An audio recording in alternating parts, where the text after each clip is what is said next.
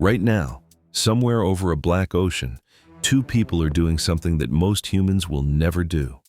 They are sealed inside a cockpit the size of a walk-in closet, 50,000 feet above the Earth, invisible to every radar on the planet, flying a $2 billion aircraft that a human being cannot physically keep in the air without a computer doing it for them.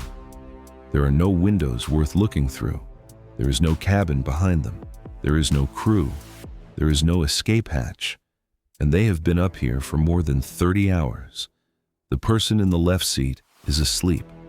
The person in the right seat is staring into a wall of glowing screens, alone with the hum of 4 engines and the knowledge that if anything goes seriously wrong, a medical emergency, a fire, a mid-air collision, the options are almost nothing.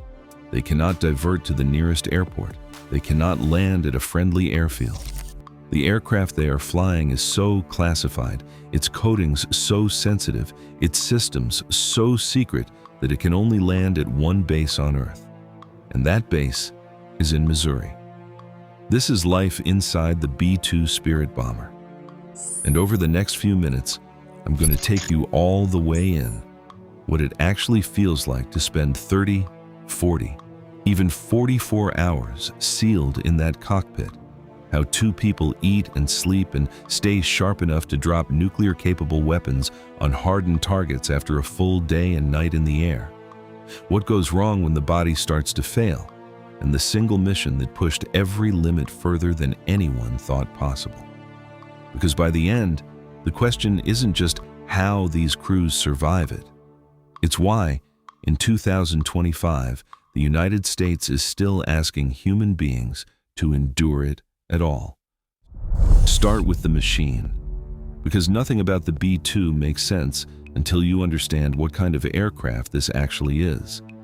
The B-2 Spirit is a flying wing, no fuselage, no tail, no vertical surfaces of any kind.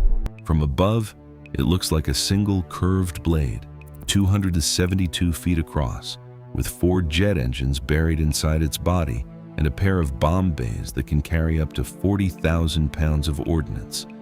The whole design is built around one principle: disappear. The B-2's radar cross-section is roughly equivalent to that of a small bird. Every surface, every panel edge, every exhaust nozzle is shaped and coated to absorb or deflect radar energy. The aircraft is covered in a moisture-sensitive radar-absorbent material so delicate that it cannot be left outside in rain. Every B-2 in existence lives in a climate-controlled hangar at Whiteman Air Force Base in Knob Noster, Missouri, the only facility in the world equipped to house and maintain it. There are 19 operational aircraft left. All 19 are at Whiteman. If you want to fly a B-2, there's exactly one place on Earth you take off from. That geography is what creates the central problem of the B-2's existence. Whiteman Air Force Base sits in the middle of the continental United States, roughly equidistant from every coast. The aircraft has an unrefueled range of about 6,000 nautical miles, which sounds enormous until you do the math. From Missouri to the South China Sea is roughly 7,000 nautical miles. From Missouri to Afghanistan is even further. The B-2 can reach almost any target on Earth, but only with aerial refueling, and only if the people inside it can hold together long enough to get there and back. The aircraft has effectively unlimited mechanical range. The constraint is the 2 human bodies sitting in a pressurized compartment roughly the size of a large bathroom. 25 square feet, 2 seats, no bed, no galley, no room to stand up and stretch, and a mission profile that, in the hardest cases, doesn't end for more than 40 hours. Now here's the thing that makes this possible at all, and it goes back to the fly-by-wire system buried inside the B-2's flight computers. The flying wing configuration is inherently unstable. No human pilot could hold a B-2 level for more than a few seconds using manual inputs alone. The aircraft would depart controlled flight almost immediately. 4 redundant flight computers run continuously, making hundreds of micro-corrections per second to keep the wing balanced. The pilot commands a direction. The computer figures out how to actually fly it. What this means in practical terms is that during the long cruise portions of a mission, hours of level flight over open ocean, the aircraft can essentially fly itself. The autopilot is engaged, the systems are monitored, and one pilot can sleep while the other watches the instruments. That single capability is the only reason a 2-person crew can manage what older bombers needed 5 or 6 people to handle, and it's the only reason a 44-hour mission is physically conceivable. But conceivable and survivable are different things. The cockpit itself has been described by pilots who've flown both as nothing like anything else in the Air Force inventory. Lieutenant Colonel Tim Sutton, a B-2 pilot who spoke on record in 2023, put it plainly: "It is nothing like the C-17. There is no jump seat to stretch out in. There is no cargo bay to walk through. The 2 seats, a left and a right, are the totality of the living space." Behind them, in the early years of B-2 operations, the only place to rest was a thin strip of floor space where a pilot could lie down on whatever padding they could bring aboard. For the aircraft's first combat mission in 1999, during Operation Allied Force over Kosovo, Lieutenant Colonel Eric Single and Major Steve Basham solved this problem with remarkable simplicity. They brought lawn chairs from Walmart, folding camp chairs that cost $8.88 each, and positioned them in the space behind the seats to serve as rest stations. 2 of the world's most advanced combat aircraft, flying the first B-2 strike missions in history, crewed by pilots napping in $8 camping furniture. Food in those early missions was equally unrefined. Crew members brought whatever they could fit in their flight bags: sandwiches, energy bars, whatever the base kitchen could pack. Water was rationed against a grim practical reality. Every fluid that goes in must eventually come out, and in a sealed cockpit with no lavatory, that means piddle packs, absorbent plastic bags designed to collect urine. The math becomes unpleasant quickly. Over a 40-hour flight, each pilot can generate enough waste to fill a significant number of these packs. After the 2001 Afghanistan mission, the longest combat bombing mission in history, Melvin D. Isle estimated the crew had accumulated roughly 100 pounds of solidified urine in bags stacked beside their seats. That is the unglamorous reality of flying the most advanced bomber on Earth. You sit in it, you eat in it, you relieve yourself in it, and then you sit in it some more. The aircraft has improved since then. By the early 2020s, confirmed on record by Lieutenant Colonel Sutton, the B-2 received a microwave oven as part of a crew comfort upgrade. Hot meals became possible on long sorties. The crew can heat prepackaged food mid-flight, which sounds trivial until you've been sitting in a vibrating cockpit for 20 hours. And the difference between a hot meal and a cold energy bar is the difference between functional and degraded. There are also dedicated crew rest provisions now, structured sleep schedules built into the mission plan itself, not improvised on lawn chairs. Lieutenant Colonel Nikki Polidor, Chief of Safety for the 509th Bomb Wing, described in 2019 how sleep is now engineered into the sortie. Before wheels up, crews coordinate who sleeps first, when the handoff happens, how long each rest block runs. The goal is to ensure that at the moment of weapons release, the highest workload, highest stakes event of the entire mission, both pilots have had meaningful rest within the preceding several hours. But sleep at 50,000 feet, strapped into a flight suit, in a seat that was not designed for sleeping, is not the same as sleep anywhere else. The body's circadian rhythm does not care about the mission timeline. If takeoff is at midnight Missouri time and weapons release is scheduled for 20 hours later, someone on the crew is going to be fighting their circadian floor at the worst possible moment. This is where Whiteman's flight surgeons and aerospace physiologists enter the picture.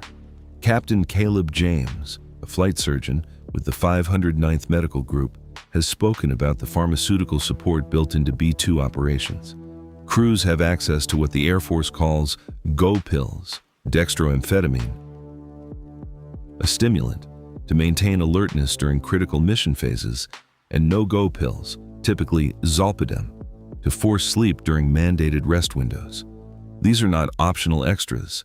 They are prescribed, documented, and timed to the mission plan. The crew takes the sleep medication, sleeps a defined block, and the stimulants are available if alertness degrades approaching the target. This is standard practice. It has been since the first Afghanistan missions in 2001. That mission, October 7th and 8th, 2001, is the benchmark against which everything else is measured.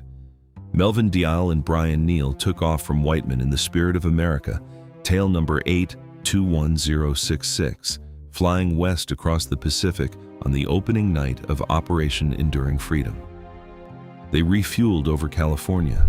They refueled again near Guam. They passed through the Straits of Malacca and refueled a third time over the Indian Ocean. The mission to Afghanistan was supposed to follow a defined sequence. It did not. 70% of their targets changed while they were airborne. Intelligence updates flowing through secure data links, bomb parameters being reprogrammed in flight by the crew. They spent approximately 4 hours orbiting over Afghanistan, then accepted a second target set while holding over the Arabian Sea. When they finally turned for Diego Garcia, a B-52 emergency landing ahead of them forced a go-around that added 15 minutes to the flight. They landed 44.3 hours after wheels up. It remains the longest combat bombing mission in aviation history. And it did not end there. The Spirit of America's engines kept running on the Diego Garcia ramp. A fresh crew boarded within 45 minutes. The aircraft was refueled, turned around, and flew 30 hours back to Missouri. The total airframe time for that single aircraft across that deployment sequence exceeded 70 hours. Dial and Neal had crossed every ocean on the planet. They had flown over a dozen countries. They had eaten sandwiches in managed piddle packs and taken go pills approaching the Pakistani coast and slept in segments measured in hours. And when they stepped off the aircraft at Diego Garcia, there was a small institutional ceremony waiting for them, one of the stranger traditions in American military aviation. In the B-2 world, every pilot who flies the aircraft for the first time receives a Spirit number. It began on July 17, 1989, when test pilots Bruce Hines and Colonel Rick Couch took the first B-2 off the runway at Plant 42 in Palmdale, California, and flew it to Edwards Air Force Base. Hines became Spirit number 1. Couch became Spirit number 2. The tradition has continued unbroken since. Every pilot who completes their first B-2 flight is assigned the next number in the sequence, a permanent identifier that marks their entry into a community smaller than most college graduating classes. Frank Cavooti, a former B-2 pilot designated Spirit number 78, described the tradition in a 2022 public affairs release as a reminder that this aircraft and the people who fly it are genuinely singular. There are not many Spirit numbers. There are not many people who know what it is to sit in that cockpit for 40 hours. But the physical and psychological toll of those hours is not fully visible from the outside. Aerial refueling in the B-2 is one of the most technically demanding things the crew does, and it happens multiple times per mission. Colonel Josh Wiedela, who commanded the B-2 strike package during Operation Midnight Hammer in June 2025, told Fox News Digital that aerial refueling is the hardest stick and rudder, hand-flying piece of everything they do. That is a specific claim. Aerial refueling in the B-2 requires the pilot to manually fly formation behind a tanker aircraft, holding the refueling receptacle located on the spine of the aircraft, behind the cockpit and invisible to the pilots, within a tolerance of inches for minutes at a time, in darkness, in weather, after potentially 16 or 20 hours already airborne. The B-2's flying wing aerodynamics make formation flight particularly demanding. There are no vertical tail surfaces to stabilize the aircraft in turbulent air behind a tanker. The flight computers help, but the pilot is hand-flying, and this has to be done correctly every single time, or the mission ends early in the worst possible way. Operation Midnight Hammer was the public confirmation of what these crews are capable of at the far edge of their limits. On June 22, 2025, General Dan Kane, chairman of the Joint Chiefs of Staff, briefed the mission at the Pentagon. 7 B-2 bombers, representing more than a third of the entire operational fleet, flew from Whiteman Air Force Base to Iran, dropped 14 GBU-57 massive ordnance penetrators, and flew home. The GBU-57 weighs 30,000 pounds. Each B-2 can carry 2. The targets were hardened underground nuclear facilities. The mission involved 125 aircraft in total, including fighter escort that flew alongside the B-2s for portions of the route. Kane described it as a complex, tightly timed maneuver. What he did not describe, what the crews would not confirm, is how long those pilots had been airborne, how many refuelings it took, what the cockpits looked and smelled like by the time they crossed back into American airspace. But the structure of the mission makes the math straightforward. A round trip from Whiteman Air Force Base to Iran and back is not a short flight. Those pilots were in those seats for a very long time. Witala, speaking to reporters at Whiteman Air Force Base after the mission, said he had prioritized experienced crews for the Iran strike, pilots who had done this before, who knew their own physiological limits, who had been through the full arc of a long-duration sortie and come out the other side functional. That choice reflects everything the B-2 community has learned since 1999. The aircraft can fly further than any human can comfortably endure. The machine is not the limiting factor. The 2 people inside it are. And managing those 2 people, their sleep, their nutrition, their alertness, their decision-making at the 38th hour of a mission is as much an engineering problem as anything Northrop Grumman ever solved in Palmdale. The B-21 Raider, the B-2's replacement currently in flight testing, will carry some of this forward and change some of it. What will not change is the fundamental calculus. As long as the United States requires the ability to strike hardened targets anywhere on Earth without warning, without basing access, without foreign permission, that requirement lives in a cockpit. It lives in 2 people who eat microwave meals at 50,000 feet and sleep in shifts and manage their bladders with plastic bags and take stimulants approaching the target and somehow, after 40-some hours, find the precision to put a 30,000-pound bomb exactly where it needs to go. The B-2 is often described as the most expensive aircraft ever built. At $2.1 billion per airframe, that is accurate. But the more remarkable thing about it isn't the price. It's that the hardest part of operating it has nothing to do with radar-absorbent coatings or fly-by-wire computers or GPS-guided munitions. The hardest part is keeping 2 human beings alive and functional inside it long enough to use it.